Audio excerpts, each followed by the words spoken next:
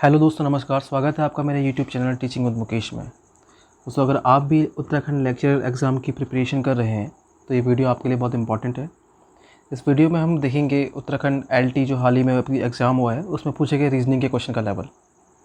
दोस्तों, अब जैसा कि आप देख सकते हैं, रीजनिंग भी एक अच्छे खासे लेवल की पूछी जा रही है।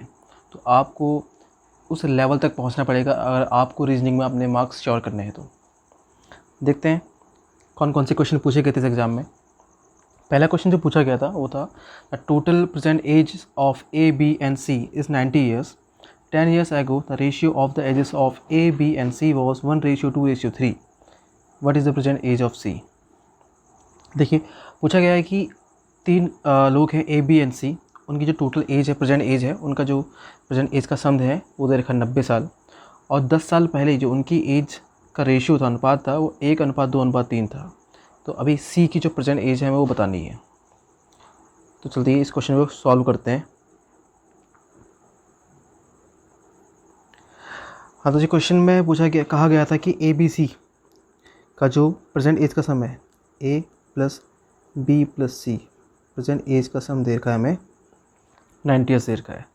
आज से 10 साल पहले तीनों की एज का सम दे रखा है हमें, रेशियो दे रखा है 1:2:3। मतलब कि 10 साल पहले अगर हम ए की एज भी 10 साल कम होगी, बी की एज भी 10 साल कम होगी और सी की एज भी 10 साल कम होगी, तो कुल मिलाकर जो उनका सम होगा वो 30 साल कम हो जाएगा। तो 10 साल पहले, यानी कि अगर -10 करें यहाँ से 10 साल पहले, तो ए प्लस बी प्लस सी की जो वैल्यू रही होगी वो रही होगी 90 माइनस 30 इक्वल टू 60। ये 10 साल पहले के उनकी एज का सम है, जिसका रेशियो दे रखा है 1:2:3। अगर हम बोलें कि 10 साल पहले ए की एज 1x थी, बी की 2x है और सी की 3x है, जिसका सम है 60। तो ये होता है 3, 2, 5 और एक 6x। 6x की वैल्यू है 60। जहाँ पर 6 का डिवाइड 60 में देंगे तो आएगा 10। x की वैल्यू 10 है। इट मीन्स जो सी की एज आएगी वो कितनी आएगी, 3x के अकॉर्डिंग 3 × 10 मीन्स 30। बट 30 इसका सही जवाब नहीं है, क्योंकि प्रेजेंट एज पूछी है। ये जो 3x है ये 10 साल पहले की एज है, मतलब कि 10 साल पहले 30 साल का था, तो 10 साल बाद होगा 40 साल का। तो ऑप्शन बी 40 ईयर्स इसका सही जवाब हो जाएगा। बढ़ते हैं अगले क्वेश्चन की तरफ। तो अगला क्वेश्चन एक सीरीज़ क्वेश्चन है। इसमें दे रखा है कि एक सीरीज़ दे रखी है। देखिए, इसमें हमें सीरीज़ दी हुई है, 10,000 है, फिर 11,000 है, फिर 9,900 है, फिर 10,890 है, 9,801 है और फिर यहाँ पर क्वेश्चन मार्क है, यानी कि अगला टर्म है। तो देखिए, नंबर एक बार इंक्रीज़ हो रहा है, फिर डिक्रीज़ हुआ, फिर इंक्रीज़ हुआ, फिर डिक्रीज़ हुआ। तो ध्यान से देखिए, इसमें पैटर्न जो फॉलो हुआ है वो हुआ है, पहले इस जो 10,000 था यहाँ पे, इसको डिवाइड दिया गया है किससे, इसको डिवाइड दिया गया है 10 से। ठीक है, तो एक ज़ीरो कटा, आया 1,000। अब इस 10,000 में ही इस 1,000 को ऐड किया गया तो कितना आ गया, 11,000। 10,000 में इस 1,000 को ऐड किया गया तो आया 11,000। अब जो 11,000 आया है इसमें फिर 10 का डिवाइड दिया तो 0 से 0 का कैंसिल हुआ, 1100 आया है। अब क्या किया गया है, तो इस 1100 में से इस 11,000 में से इस 1100 को माइनस कर दिया गया है। ठीक है, तो हमें मिला 0,0,9,9, तो 9900, जो कि अब ये यहाँ पे मिल गया हमें। ठीक है, अब उसके बाद क्या किया गया, अब 1 मिनट, देखिए फिर क्या किया गया है, जो 9900 आया है इसको फिर से डिवाइड दिया 10 से तो आया 990। अब 9900 में इस ऐड कर दिया है 990 को। ठीक है, तो हो जाएगा 0, 9, 9, 9, 18, 1, 10, 10890, जो कि ये है यहाँ पर। ठीक है, अगेन देखिए यहाँ प्लस क्या है तो यहाँ माइनस क्या होगा। अब इसको हम चेक नहीं करेंगे, डायरेक्टली हम पहुँचेंगे अपने आंसर पर। ठीक है, तो 9801, मतलब यहाँ माइनस क्या है तो यहाँ अब प्लस करना पड़ेगा हमें। तो 9801 को डिवाइड दिया 10 से तो 0.1 आया लास्ट में, ठीक है। अब प्लस करेंगे, देखो तो प्लस करने पर इसमें कुछ, अगर इसमें इसको प्लस करते हैं तो लास्ट में 0.1 आएगा, तो 0.1 किस में है, इसी ऑप्शन में मिलता है, तो यही सही जवाब हो जाएगा इस क्वेश्चन का।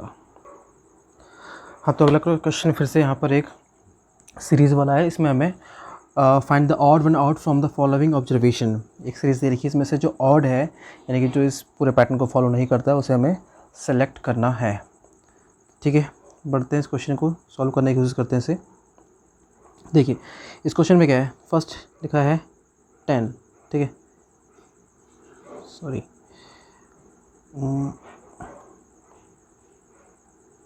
हाँ तो जी फर्स्ट लिखा है 10, फिर 22 है, 2 3 4 है, 4 5 6 है, 8 9 8 है। मैक्सिमम जो स्टूडेंट है इस क्वेश्चन को करने के लिए सबसे पहले वो जाएंगे डिफरेंस की तरफ, फिर अगेन शायद डबल डिफरेंस या डिवीजन मल्टीप्लिकेशन, इस जो पैटर्न जो जनरली फॉलो होते हैं एक सीरीज़ क्वेश्चन में उसको चेक करेंगे। लेकिन यहाँ पर ऐसा कोई पैटर्न फॉलो हो ही नहीं रहा है। देखिए एक्चुअली देखिए यहाँ पे हो क्या रहा है कि 10 है, 10 के डिजिट को ऐड करेंगे कितना आएगा 1। अब 1 क्या है, 1 का स्क्वायर होता है 1। उसके बाद 22 जो लिखा है डिजिट का जो सम आएगा वो आएगा 4, किसका स्क्वायर है 2 का स्क्वायर है।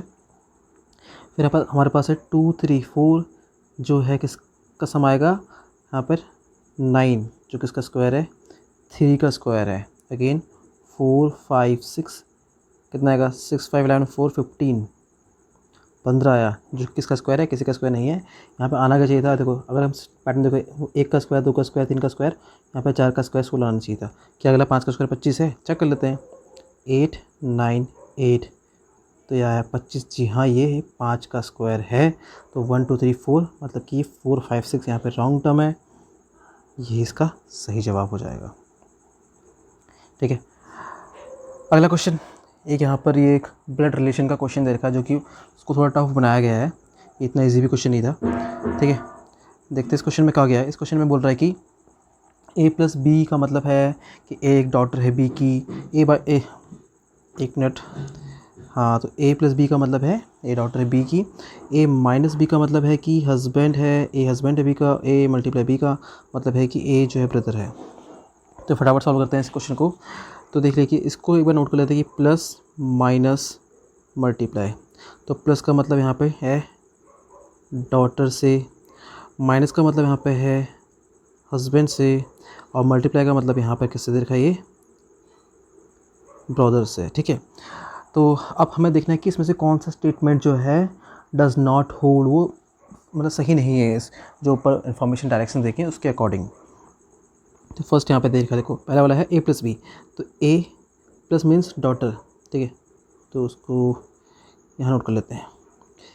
a जो है डॉटर है किसकी b की, फर्स्ट वाले में देख रहे हैं, ठीक है, ये पहले वाले में देख रहे हैं a डॉटर है b की, एंड फिर बोल रहा है कि b into C means into का मतलब ब्रदर है, तो b ब्रदर है c का, हाँ तो ये पॉसिबल दिख रहा है, इसमें कोई यहाँ पे हमें कोई गलत नहीं नज़र आ रहा है, ये हो सकता है, ठीक है।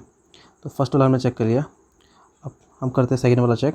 सेकंड वाला a माइनस बी, ठीक है, इंटू सी, तो a माइनस बी, माइनस का मतलब यहाँ पर है हस्बैंड से, तो a जो है हस्बैंड है किसका b का, ये हस्बैंड है b का, इट मीन्स b a की वाइफ है, एक फीमेल है, ठीक है।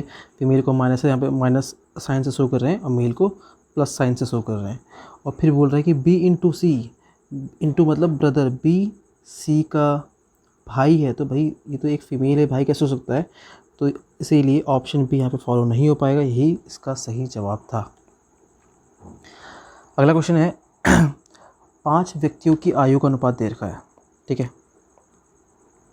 5 व्यक्तियों की आयु का अनुपात दे रखा है कि आयु मतलब उनकी जो एज है उनका अनुपात दे रखा है 0.5 अनुपात 1, 1.5 2 एंड 2.5, और उनकी आयु का के घनों यानी कि क्यूब का सम दे रखा है 2 8 1 2 5। तो बताना कि सबसे कनिष्ठ व्यक्ति की आयु यानी कि सबसे छोटा व्यक्ति है उसकी आयु क्या है, ठीक है। तो इस क्वेश्चन चलो सॉल्व करते हैं इस क्वेश्चन को जल्दी से। तो देखिए, तो मान लेते हैं कि जो पहला व्यक्ति उसकी आयु दे रखी है हमें 0.5x, सेकंड वाले की दे रखी है हमें 1, थर्ड वाले की दे रखी है 1x 2x, और फिर हम लिख देते हैं 2.5x। अब इनका कर लेते हैं क्यूब, तो इनका क्यूब कितना आएगा 0.5 का क्यूब होता है अगर क्यूब कर लेंगे इनका हम तो ये होगा 0.125 एक्स क्यूब। ये एक्स क्यूब यहाँ पे अगर हम नहीं रखेंगे तो हम इस क्वेश्चन को ईजिली सॉल्व नहीं कर पाएंगे, ठीक है। फिर यहाँ पे 1 का क्यूब हो जाएगा तो 1 एक्स क्यूब, अगेन हो जाएगा हमारा 2 एक्स क्यूब, फिर हो जाएगा 2.5, ओह सॉरी कुछ मिस्टेक हो गई है, ठीक है। तो यहाँ पर ये 2 एक्स क्यूब नहीं होगा और यहाँ पर ये, ठीक है। तो यहाँ पे होगा 2 का क्यूब होगा 8, तो ये होगा 8 एक्स क्यूब। 2.5 का क्यूब होता है हमारे पास कितना, जिसमें 1.5 ऐड करना भूल गए, ठीक है। तो 1.5 भी था ये वाला, ठीक है, इसको लिख लेते हैं। हाँ, तो 2.5 का जो क्यूब होगा वो होता है 25 का क्यूब यहाँ पे देख लीजिए, वो होता है 15625, ठीक है। तो ये हो जाएगा हमारे पास 2.5 का क्यूब है ना, तो ये हो जाएगा हमारे पास 15.625 एक्स क्यूब। 1.5 का क्यूब होता है 15 का क्यूब होता है 3375, तो हो जाएगा 3.375। अच्छा, इन सबका योग जो दे रखा है 28125, अगर इन सबको हम ऐड करते हैं तो जो हमारा आंसर आएगा वो आएगा 28.125 एक्स क्यूब, ठीक है। यहाँ तक क्लियर है आई थिंक, ठीक है। आगे करते हैं।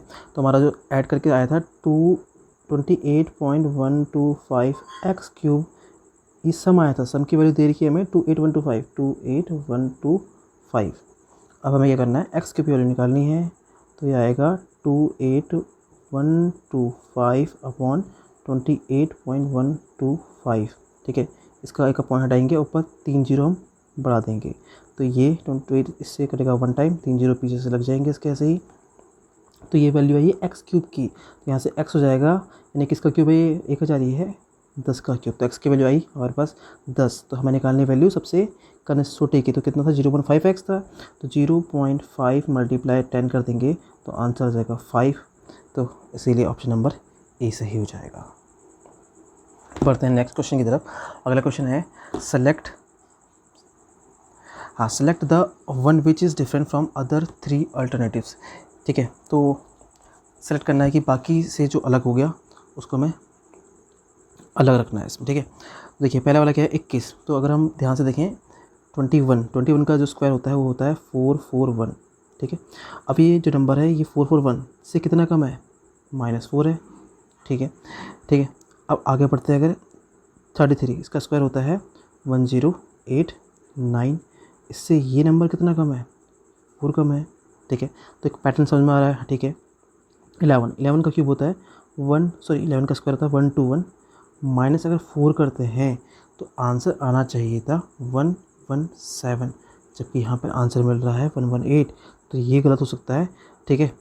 तो अगर एक बार आपको चेक करना तो 35 का चेक कर सकते हैं। 35 का स्क्वायर होता है 1225, -4 करेंगे तो कितना आएगा 1221, ये सही है। तो इट मीन्स हमारा जो ऑप्शन है ये सी 11 रेशियो, जहाँ पे जो 11 को शो कर रहा है 118, ये सही नहीं है, इसकी जगह पे 117 आना चाहिए था।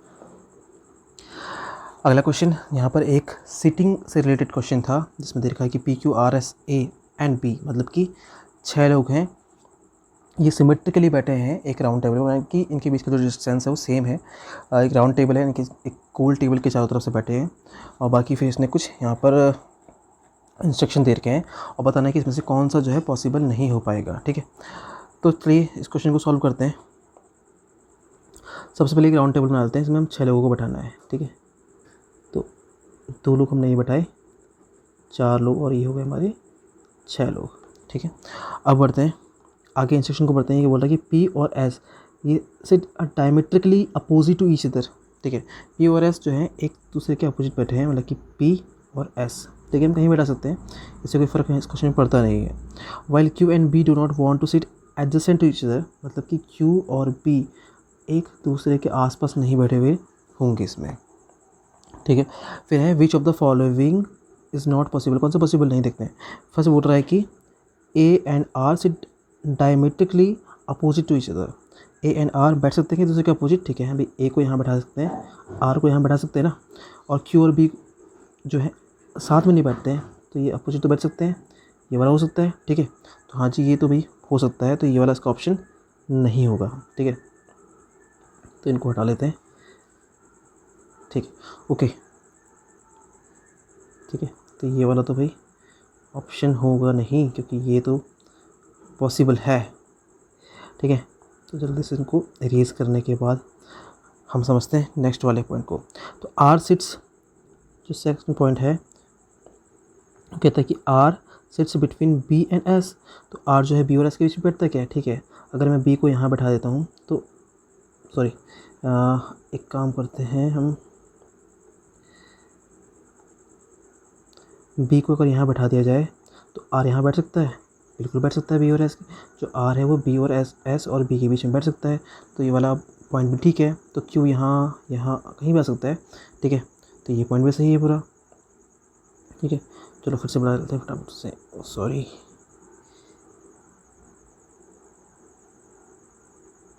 हाँ, तो फिर से बना लेते हैं फटाफट से एक बार, पी एंड एस, ठीक है। सी वाला जो ऑप्शन था वो बोल रहा था कि both Q and B sit on the same side of P, P की सेम साइड पर, मतलब कि पी के तो राइट में, पी के राइट में या फिर पी के लेफ्ट में क्यू और बी एक साथ बैठ सकते हैं क्या, क्यू और बी यहाँ, क्यू और बी यहाँ। देखिए इसने पहले ही बोला था कि क्यू और बी एक साथ नहीं बैठ सकते, तो भाई ये ऑप्शन पहले ही यहाँ पे हमारा, ठीक है, पहले ही मना किया कि क्यू और बी को एक साथ नहीं बैठाना है, लेकिन इस ऑप्शन में बोला कि बैठा सकते हैं कि नहीं भाई ये तो बिल्कुल नहीं हो सकता। तो यही हमारा ऑप्शन सही है, क्यू और बी एक साइड पर नहीं बैठे हुए हैं, ठीक है। बढ़ते हैं अगले क्वेश्चन की तरफ। तो अगला क्वेश्चन यहाँ पर एक, ठीक है, अगले क्वेश्चन में मिसिंग नंबर को मैं ढूंढना था, ठीक है। तो ये क्वेश्चन भी थोड़ा सा मुश्किल क्वेश्चन में से एक है, ठीक है। आइए देखते हैं इसमें क्या लॉजिक लग रहा है। तो इसमें लॉजिक है बहुत, ठीक है। लॉजिक तो इसमें जो लग रहा है, हमारे पास 1728 एक नंबर था, ठीक है, और एक नंबर था हमारे पास 1441, तो हमें एक नंबर यहाँ मिल आ रहा था 280, ठीक है। ऐसे हम एक लॉजिक लगाने की कोशिश करते हैं, इसके नंबर्स को ऐड करते हैं आपस में, 8 2 10 10 7 17 और 1 18, ठीक है। यहाँ नंबर आया 4 4 8 1 9 1 10, तो इनका एडिशन कितना होता है 28, इसकी मल्टीप्लिकेशन 10 से कर दो, ठीक है, तो कितना आएगा 280, ठीक है। अब देखते हैं क्या नेक्स्ट वाले में भी यही ट्रिक फॉलो हो रही है। तो 2872 है, 2872 प्लस 2613 और यही तेरा 310, चेक कर लेते हैं। 6 2 8 1 9 3 12 और यहाँ पर है 7 2 9 8 17 और 2 19, 19 और 12 कितना होता है 31, मल्टीप्लाई किया 10 से मिल जाएगा 310। तो अगर हम यही यहाँ फॉलो करवाते हैं 392 इस सी वाले ऑप्शन में, तो ऑप्शन नंबर हमारा B340 सही बैठेगा। अब इसे करके देख सकते हैं, ठीक है। तो नेक्स्ट क्वेश्चन यहाँ पे है कि हमें minimum and maximum number of lines यहाँ पर सेगमेंट होना है जो कि इस फिगर को बनाने में यूज़ की जा सकती है, ठीक है। तो हमें ढूंढना है कि कितनी मिनिमम लाइन, और सबसे पहले अगर मिनिमम लाइन देखें तो हमें हर छोटी लाइन को कंसीडर करना है। तो देखिए एक लाइन ये हो गई, 2 3, ठीक है, यहाँ से यहाँ तक 4, फिर 5 है, यह 6 है, 7 8 9, ठीक है, ये 10 ये 11 ये 12 13 14 15 16 17 18 19 20 21 22 और ये 23, ठीक है। तो मैक्सिमम नंबर ऑफ लाइन जो लग रही है इसमें 23 लग रही है, तो 23 ऑप्शन यही नज़र आ रहा है, तो यही वाला ऑप्शन हमारा सही होता है। बढ़ते हैं अगले क्वेश्चन की तरफ। ये बोल रहा है कि what is the number of triangles that can be formed whose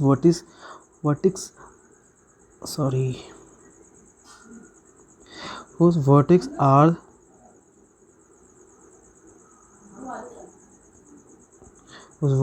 are the vertices of an octagon but have only one side common with that of the octagon, ठीक है। तो एक ऑक्टागन जो होता है वो एक 8 साइड वाला फिगर होता है, इसमें 8 भुजाएं होती हैं। तो इस क्वेश्चन को करने के लिए मतलब आप सिंपल ये देखिए कि अगर हम एक साइड को कॉमन लेते हैं तो हम 4 ट्रायंगल बना सकते हैं इससे, ठीक है, ट्रायंगल बन सकते हैं, 4 बन सकते हैं।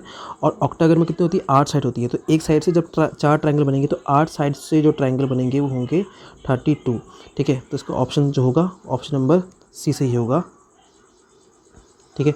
तो ये थे कुछ क्वेश्चंस जो उत्तराखंड एलटी एग्ज़ाम में पूछे गए थे। अगर आप भी करना चाह रहे हैं उत्तराखंड लेक्चरर एग्ज़ाम की तैयारी, तो भाई इस लेवल तक के क्वेश्चन आपको सॉल्व करने पड़ेंगे। आप इस मेरे यूट्यूब चैनल को टीचिंग विद मुकेश को आप सब्सक्राइब कर सकते हैं। और अगर आप कोई अदर टीचिंग रिलेटेड एग्जामिनेशन की तैयारी भी कर रहे हैं, तभी आप इस चैनल को सब्सक्राइब कर लीजिए। आगे आने वाले समय में मैं इस चैनल में वीडियोज़ डालूँगा जिससे आपको हेल्प मिलेगी आपके टीचिंग रिलेटेड एग्जाम में। ठीक है, thanks for watching this video.